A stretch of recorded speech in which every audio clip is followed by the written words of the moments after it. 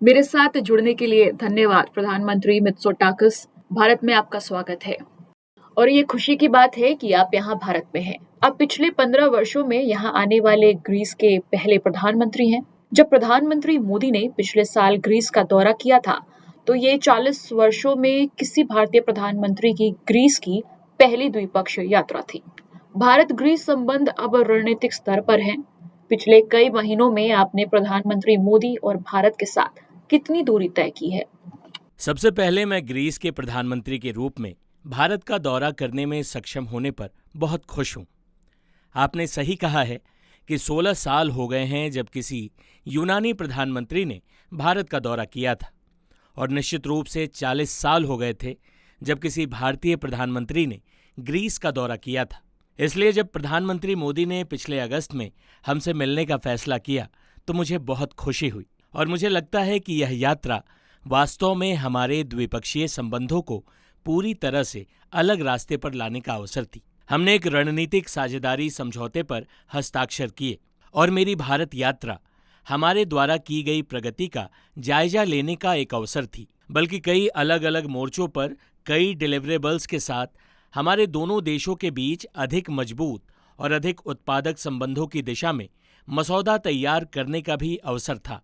मुझे यकीन है कि हमें चर्चा करने का अवसर मिलेगा, लेकिन मुझे सच में लगता है कि यह हमारे द्विपक्षीय संबंधों को एक अलग स्तर पर ले जाने का अवसर है। मैं कहूँगा कि हमने खुद को एक बहुत ही आकस्मिक परिस्थिति में पाया है। भारतीय अर्थव्यवस्था बहुत तेजी से बढ़ रही है, ग्रीक अर्थव्यवस्था भी बहुत तेजी से बढ़ रही है, क्योंकि हम अंततः और स्थायी रूप से देश के लिए एक बहुत ही कठिन दौर से बाहर निकल रहे हैं। मेरी सरकार के पास दूसरे कार्यकाल के लिए बड़े सुधार लाने का मजबूत जनादेश है, और हमने प्रधानमंत्री के साथ सच्चा व्यक्तिगत संपर्क भी स्थापित किया है, जिसकी मैं बहुत सराहना करता हूँ। आपने इस तथ्य को छुआ है कि ये आपका दूसरा कार्यकाल है। प्रधानमंत्री मोदी अपना दूसरा कार्यकाल पूरा कर रहे हैं और हम प्रधानमंत्री मोदी के लिए तीसरे कार्यकाल की चुनावी बोली के लिए बहुत शोर शराबे के बीच में हैं। कूटनीति में देशों के साथ संबंध बनाने में व्यक्तिगत संबंध कितना महत्वपूर्ण है, और पिछली कुछ बातचीत में प्रधानमंत्री मोदी के साथ आपके संबंध कैसे रहे हैं?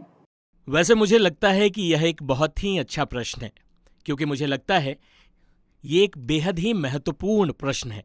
व्यक्तिगत संबंध बहुत महत्वपूर्ण है, और यह विश्वास के बुनियादी रिश्ते से शुरू होता है।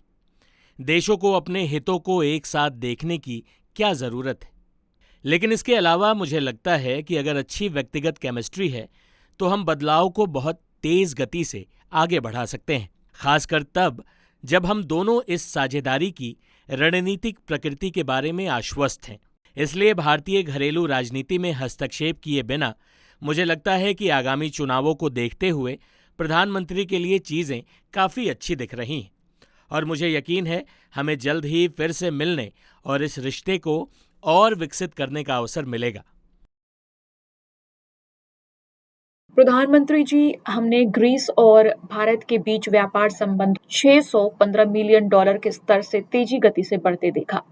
मुझे लगता है कि अब ये लगभग 3 वर्षों में 1.9 बिलियन हो गई है। आप इसका श्रेय किसको देते हैं? क्या ये विशेष संबंध है या ये सिर्फ दोनों तरफ की अर्थव्यवस्थाएं हैं? मुझे लगता है कि यह आप ही हैं जो दो देशों और दो अर्थव्यवस्थाओं के मूल सिद्धांतों को जानते हैं, जो बढ़ रहे हैं और जो अब अपनी पूरकता को फिर से खोज रहे हैं। और यह केवल व्यापार के बारे में ही नहीं होना चाहिए। हमने प्रधानमंत्री मोदी के साथ 2030 तक अपने व्यापार को दोगुना करने का लक्ष्य रखा है। मैं व्यक्तिगत रूप से सोचता हूं कि इसे पहले भी हासिल किया जा सकता है। यह निवेश के बारे में भी है। ग्रीक कंपनियों द्वारा भारत में निवेश, लेकिन भारतीय कंपनियों द्वारा भी ग्रीस में निवेश। बहुत सारे भारतीय व्यवसायियों से मिलने के बाद मैं आपको बता सकता हूं कि भारतीय कंपनियों द्वारा ग्रीस में निवेश करने में जबरदस्त रुचि है, और मुझे लगता है कि यह स्वाभाविक है। यदि आप मानचित्र को देखें तो ग्रीस भारतीय व्यवसायों के लिए स्पष्ट प्रवेश बिंदु है। यूरोपीय बाजार, और मुझे लगता है कि ब्रेक्जिट के बाद भारतीय कंपनियां यूरोप में एक नए एंकर की तलाश कर रही हैं, और ग्रीस उस भूमिका को अच्छी तरह से निभा सकता है। IMEC corridor Indo Pacific, Bharat, मध्य पूर्व और यूरोप को जोड़ने वाली एक दूरदर्शी पीढ़ीगत परियोजना है। हमारे लॉजिस्टिक्स इंफ्रास्ट्रक्चर, हमारे बंदरगाहों, हमारी ट्रेनों, हमारे ऊर्जा नेटवर्क, हमारे डेटा इंफ्रास्ट्रक्चर के मामले में ग्रीस को महत्वपूर्ण भूमिका निभानी। इसलिए मुझे लगता है कि हमारी दोनों अर्थव्यवस्थाओं के बीच जबरदस्त संपूरकता है। और फिर यह तथ्य कि हम दोनों खुद को उच्च विकास पथ पर पाते हैं, अवसरों को और अधिक स्पष्ट कर देता है। भारत में मेरा काम भारतीय व्यापार समुदाय को ग्रीस में अवसरों के बारे में शिक्षित करना है और आम जनता को हमने जो प्रगति की है उसके बारे में बताना है, क्योंकि बहुत से लोग अभी भी ग्रीस को एक समयाग्रस्त अर्थव्यवस्था वाला देश मानते हैं। और ये शायद 5 साल पहले तक तो सच था, लेकिन अब यूनानी अर्थव्यवस्था यूरो जोन औसत की दोगुनी गति से बढ़ रही है। हमारी राजकोषीय स्थिति बहुत मजबूत है। हमारे पास बहुत सारे यूरोपीय फंड हैं जो निजी निवेश के पूरक के लिए ग्रीस की ओर निर्देशित हैं। हमने अपनी प्रक्रियाओं को सुव्यवस्थित किया है और विनियामक वातावरण को विदेशी उद्यमियों के लिए अधिक अनुकूल बनाया है। और हमारी भारतीय कंपनियां ग्रीस में पहले से ही मौजूद हैं। आपका एक प्रमुख हवाई अड्डा संचालक मेरे गृह द्वीप क्रेते पर नया हवाई अड्डा बना रहा है और हमने फार्मास्यूटिकल्स में कृषि व्यवसाय में निवेश किया है। और मुझे लगता है कि ये तो बस शुरुआत है। आपने ये भी कहा है कि भारत का यूरोप के लिए प्रवेश द्वार ग्रीस बनने जा रहा है और भारत मध्य पूर्व आर्थिक गलियारा आपके मास्टर प्लान 2.0 का एक महत्वपूर्ण हिस्सा है और साथ ही मध्य पूर्व के साथ यूरोप के साथ खुद को जोड़ने का भारत का सपना भी है। इस तथ्य को ध्यान में रखते हुए कि घोषणा बहुत धूमधाम से की गई थी, कितनी प्रगति हुई है। लेकिन क्या आप देखते हैं कि तुर्की काम में रुकावट डाल रहा है, क्योंकि उन्होंने कहा है कि तुर्की में शामिल किए बिना कोई IMEC नहीं होगा। क्या वो एक अवरोध है? सबसे पहले देखिए, मुझे लगता है कि यह एक बहुत ही दूरदर्शी परियोजना है जो 1 साल, 2 साल या 5 साल में भी पूरी नहीं होगी, क्योंकि इसके लिए महत्वपूर्ण बुनियादी ढांचे के निवेश की आवश्यकता है और इसके लिए आप जानते हैं शांति की समग्र स्थिति की भी आवश्यकता है। मध्य पूर्व और निश्चित रूप से गाजा में क्या हुआ आप जानते हैं। आप जानते हैं कि 7 अक्टूबर को क्या हुआ था और निश्चित रूप से अब गाजा में युद्ध ने प्राथमिकताओं को कहीं और पुनर्निर्देशित कर दिया है। लेकिन मेरा अब भी मानना है कि अगर कुछ भी हो तो अब IMEC और भी अधिक प्रासंगिक है, क्योंकि दिन के अंत में केवल वही देश व्यापार करते हैं जिनके बीच शांतिपूर्ण संबंध है और जिनके बीच आर्थिक संबंध है। इसलिए मध्य पूर्व में वर्तमान में जो हो रहा है उसके बाद भविष्य को देखते हुए मुझे अब इस परियोजना में बहुत अधिक मूल्य दिखाई देता है।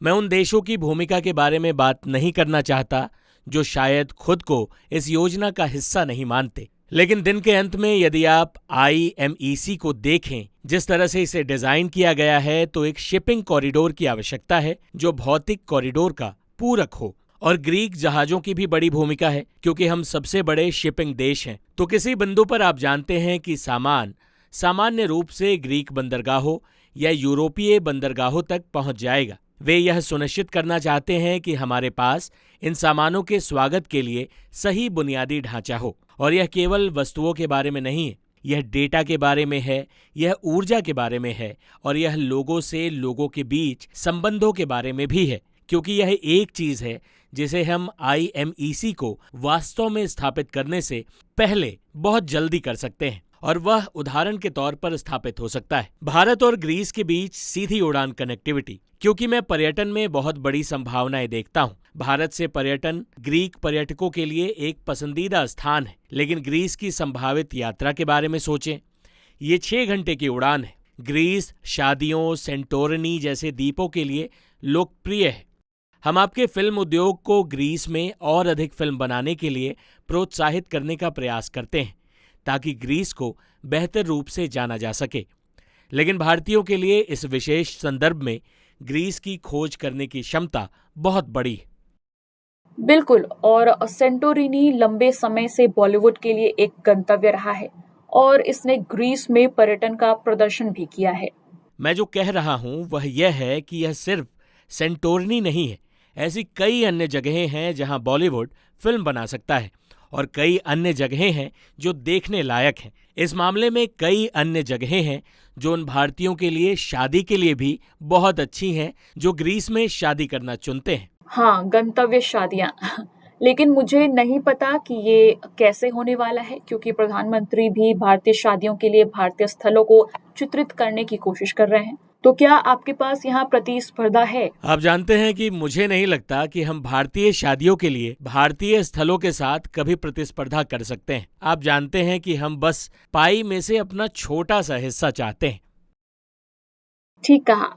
लेकिन मुझे आपसे उस बयान के बारे में भी पूछने दीजिए जो आपने रूस यूक्रेन संघर्ष के बारे में दिया था।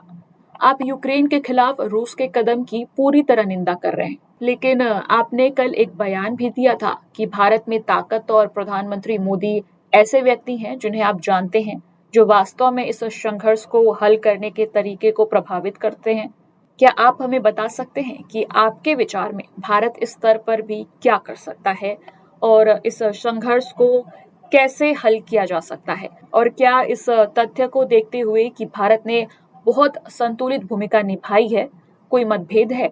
ये न केवल रूस से सस्ते में ऊर्जा खरीद कर अपनी ऊर्जा आवश्यकताओं को पूरा करने में कामयाब रहा है, बल्कि यूक्रेन को मानवीय सहायता भी प्रदान की है। आपको क्या लगता है, हम इसे कैसे ले सकते हैं? खैर, सबसे पहली बात जो मैंने कल अपने भाषण में कही थी वह यह है कि यह सिर्फ एक यूरोपीय युद्ध नहीं है।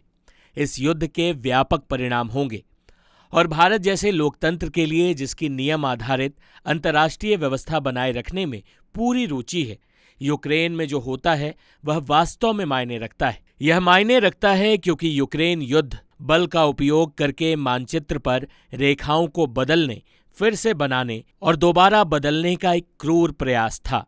और यह कुछ ऐसा है जिसे सैद्धांतिक रूप से स्वीकार नहीं किया जाना चाहिए और न ही इसकी निंदा की जानी चाहिए। हम और हमारा तात्पर्य यूरोपीय संघ से है, यूक्रेन का समर्थन करते रहे हैं, क्योंकि दिन के अंत में जब यह युद्ध समाप्त हो जाता है, क्योंकि सभी युद्ध समाप्त हो जाते हैं, तो हम चाहते हैं कि यह यूक्रेन के द्वारा हो, मजबूत स्थिति में हो, न कि कमजोर स्थिति में। तो मैंने जो कहा वह यह है कि शायद उन देशों ने अपने स्वयं के कारणों से, जिन्हें मैं पूरी तरह समझता हूं, अधिक संतुलित दृष्टिकोण अपनाया है। लेकिन जब समय आएगा तो उन्हें इसे सुलझाने में हमारी मदद करने के लिए बातचीत में अपना योगदान देना होगा। लेकिन फिर भी हमारे लिए यह कभी भी दोनों पक्षों के बीच समान दूरी रखने का सवाल नहीं था।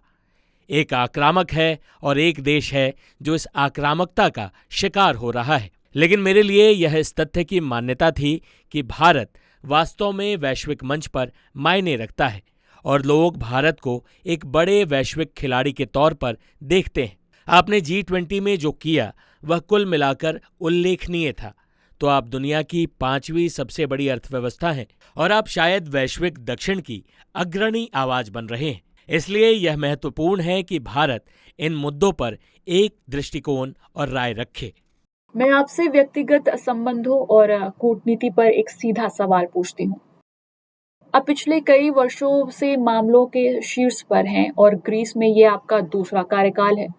अब विश्व मंच पर भारत को उसके कद की दृष्टि से, उसकी आवाज की दृष्टि से और जिस तरह से यूरोप और अमेरिका भारत को पूर्व की आवाज के रूप में देखते हैं, उस दृष्टि से इसे कैसे देखते हैं? खैर, सबसे पहले मैं 2 बातें बता दूं। भारत एक लोकतंत्र है और यह प्रशंसनीय है कि 1.4 अरब लोगों के साथ यहाँ एक तरह से अच्छी तरह से काम करने वाला लोकतंत्र है। यह कुछ ऐसा है जो मुझे नहीं लगता हम अक्सर पश्चिम में इस पैमाने पर लोकतंत्र के अर्थ की जटिलताओं को पहचानते हैं। इसने यह भी साबित कर दिया है कि लोकतंत्र लोगों के लिए कुछ कर सकता है। मेरा मतलब है कि आपने जो प्रगति की है वह उल्लेखनीय है और कुछ चीजें जो भारत ने विशेष रूप से डिजिटल पक्ष पर की हैं, करोड़ों लोगों को गरीबी से बाहर निकाला है, उन्हें बुनियादी ढांचा प्रदान किया है, यह उल्लेखनीय है और इसने वैश्विक दक्षिण की अग्रणी आवाज के रूप में भारत का मान बढ़ाया है। और उस अर्थ में मुझे लगता है कि आपने जो हासिल किया है उसके लिए बहुत सम्मान है। और जब मैं भारत और यूरोप के बीच संबंधों को देखता हूं तो मुझे फिर से प्राकृतिक पूरकता दिखाई देती है। मुझे उम्मीद है कि किसी बिंदु पर हम पारस्परिक रूप से लाभप्रद मुक्त व्यापार समझौतों पर सहमत होने में सक्षम होंगे। मुझे लगता है कि यह हमारे दोनों देशों के बीच आर्थिक संबंधों को मजबूत करने के मामले में एक मील का पत्थर होगा। मुझे लगता है कि G20 के दौरान भी तथ्य यह है कि हम इस बहस में अफ्रीकी संघ को शामिल करने में कामयाब रहे हैं। आप जानते हैं कि इसे हम क्या कहते हैं, वैश्विक दक्षिण में एक नई दृश्यता और एक नई प्रेरणा। एक और चीज जिसकी हम वकालत कर रहे हैं वह है संयुक्त राष्ट्र सुरक्षा परिषद में सुधार। भारत सुरक्षा परिषद में स्थायी सीट का हकदार है। हम इस तथ्य को स्वीकार किए बिना बहुपक्षीय संस्थानों के बारे में बात नहीं कर सकते हैं कि 70 साल से भी अधिक समय पहले इनके निर्माण के बाद दुनिया में काफी बदलाव आया है। बहुत अच्छा कहा। ये भी तथ्य है कि ग्रीस से संयुक्त राष्ट्र सुरक्षा परिषद में भारत की दावेदारी का समर्थन किया है, लेकिन ये भी है कि भारत के लिए एक भावनात्मक मुद्दा है, जम्मू और कश्मीर का मुद्दा। ग्रीस ने अक्सर इस मुद्दे पर भारत का समर्थन किया है और हमें तुर्की जैसे देशों के साथ समस्या है जो इस मुद्दे को UNGA में ले गए हैं और अन्य देशों के साथ खड़े हैं। आप इस क्षेत्र को कैसे देखते हैं? भारत और पाकिस्तान और इस क्षेत्र में लोकतंत्र किस तरह से काम कर रहा है? आप हमारी स्थिति जानते हैं और उनमें कोई बदलाव नहीं हुआ है। और फिर पूर्वी भूमध्य सागर में जो कुछ हो रहा है उसके लिए भी यह प्रासंगिक है। आप तुर्की के साथ हमारे कभी कभी जटिल संबंधों को भी जानते हैं, लेकिन हमने जो कहा है वह दिन के अंत में एक प्लेबुक है जिसके द्वारा हम इन मुद्दों को हल कर सकते हैं, और यही अंतर्राष्ट्रीय कानून है। श्रीमान प्रधानमंत्री जी, हाउथिस और लाल सागर के जहाजों पर हमले, आप इस पूरे मामले को कैसे देखते हैं? आप भी इसके शिकार हैं और देशों के एक साथ आने से इसे बेहतर तरीके से कैसे संभाला जा सकता है? और क्या ये आपके भारत ग्रीक रणनीतिक संबंध का हिस्सा है? मुझे लगता है कि यह सुनिश्चित करने में हमारा साझा हित है कि व्यापार मार्ग बाधित न हो। यूरोप की ओर भारत का 80% व्यापार लाल सागर से होता है। हम दुनिया में सबसे बड़े शिपिंग देश हैं, इसलिए यह सुनिश्चित करने में हमारी भी रुचि है, व्यापक रुचि है कि नेविगेशन की स्वतंत्रता से समझौता नहीं किया जाए। और यही कारण है कि ग्रीस समृद्धि शील्ड के साथ समन्वय में एस्पाइट्स नामक एक यूरोपीय ऑपरेशन में भाग ले रहा है, और हम उस महत्वपूर्ण भूमिका को भी पहचानते हैं जो भारत निभाता है और एक साथ सहयोग करने के मामले में निभा सकता है, ताकि यह सुनिश्चित किया जा सके कि जहाज़ों पर अंधाधुंध मिसाइलें दागकर कोई भी हमें ब्लैकमेल न कर सके। और मैं निश्चित रूप से लाल सागर में हैती द्वारा जो हो रहा है उसका जिक्र कर रहा हूं, इसलिए मैं हमारी रुचि को पूरी तरह से रेखांकित होते हुए देखता हूं। और हम निश्चित रूप से आशा करते हैं कि हम अमेरिका के साथ साथ अन्य यूरोपीय देशों के साथ एक महत्वपूर्ण भूमिका निभा सकते हैं, यह सुनिश्चित करने में कि जहाज लाल सागर और स्वेज नहर के माध्यम से सुरक्षित रूप से यात्रा कर सकें। लेकिन मुझे लगता है कि यह लंबी अवधि में एक विकल्प के रूप में, एक आपूर्ति मार्ग के रूप में IMEC के महत्व पर भी प्रकाश डालता है, जो इंडो पैसिफिक से व्यापार को और बढ़ावा देगा। मैं आपसे पूछना चाहती हूँ कि भारत ग्रीक संबंधों के लिए आगे क्या होगा? ये रणनीतिक साझेदारी कैसे आगे बढ़ेगी? आपकी क्या अपेक्षाएं हैं और आपने कौन से मील के पत्थर तय किए हैं? वैसे हमारे पास अल्पकालिक और दीर्घकालिक मील के पत्थर हैं। मैं एक अल्पकालिक मील के पत्थर की ओर इशारा करना चाहता हूं, जिस पर हमने प्रधानमंत्री मोदी के साथ संयुक्त रूप से सहमति व्यक्त की है। हम यथाशीघ्र गतिशीलता और प्रवासन समझौता चाहते हैं। हम उन युवा भारतीयों को अवसर देना चाहते हैं जो ग्रीस में काम करना चाहते हैं, ताकि वे ऐसा कर सकें। हमारे पास पहले से ही निर्माण, कृषि, पर्यटन जैसे क्षेत्रों में श्रमिकों की कमी है, और हम यह सुनिश्चित करना चाहते हैं कि हमारे पास एक समझौता हो जो लोगों को कौशल प्रदान करेगा, उन्हें ग्रीस में काम देगा और वे भारत लौट सकते हैं, और संभवतः इसके विपरीत भी। इसलिए यह एक अल्पकालिक लक्ष्य है जिसे हमने निर्धारित किया है। और मैं कहूँगा कि लघु से मध्यम अवधि में मैं चाहूँगा कि कई और भारतीय कंपनियां ग्रीस में निवेश करें और जिन अवसरों पर हमने चर्चा की है उसका लाभ उठाएं। मैं आपको फिर से बता सकता हूं कि मुझे जबरदस्त दिलचस्पी दिख रही है। हम व्यवसाय के लिए खुले हैं। मैंने कल कहा था और मैं इसे दोबारा दोहराऊंगा, ग्रीस यूरोप के लिए भारत का प्रवेश द्वार है, और मुझे यकीन है कि हम उस क्षेत्र में बहुत ठोस परिणाम देखेंगे और निश्चित रूप से हम रक्षा जैसे मुद्दों पर भी सहयोग कर रहे हैं। हम दोनों बड़े रक्षा खर्च करता है। मुझे लगता है कि हमें अपने रक्षा उद्योगों को, अपनी सेनाओं को करीब लाने, संयुक्त अभ्यास करने, एक दूसरे से सीखने की जरूरत है। यह एक ऐसा क्षेत्र है जिस पर हम सहमत हैं कि हम इसका लाभ उठा सकते हैं और निश्चित रूप से हमारे सामने जलवायु परिवर्तन की चुनौतियां भी हैं। हम हरित परिवर्तन कैसे कर सकते हैं, लेकिन यह भी कि हम जलवायु संबंधी आपदाओं के मुद्दों का समाधान कैसे करें। इसलिए हमें अनुकूलन की प्रभावी अनुकूलन नीतियों पर गौर करना होगा। मुझे लगता है कि आज हमें जलवायु परिवर्तन से प्रभावित देशों के एक गठबंधन की आवश्यकता है और जलवायु परिवर्तन की घटनाओं के लिए लागत प्रभावी अनुकूलन समाधानों के बारे में चतुराई से सोचने की जरूरत है, जो पहले से ही हो रहे हैं, जैसा कि हम बोल रहे हैं। बहुत अच्छा कहा। और भारत जलवायु परिवर्तन और उसके प्रति नीतियों के लिए प्रतिबद्ध है। आखिर में आपको भारत के बारे में क्या आकर्षित करता है और क्या आपने भारतीय व्यंजन आजमाए हैं? मुख्य कारणों में से एक जो मुझे हमेशा भारत की यात्रा करना पसंद है, वह यह है कि मुझे असली भारतीय भोजन मिलता है और निश्चित रूप से आप मुझसे बेहतर जानते हैं कि वहाँ एक से अधिक भारतीय व्यंजन नहीं है। आपकी पसंदीदा डिश कौन सी है? मैं वास्तव में भारतीय भोजन का बहुत बड़ा प्रशंसक हूँ। हालांकि मुझे अपनी तंदूरी बहुत पसंद है। मैं अच्छे भारतीय भोजन का बहुत बड़ा प्रशंसक हूँ।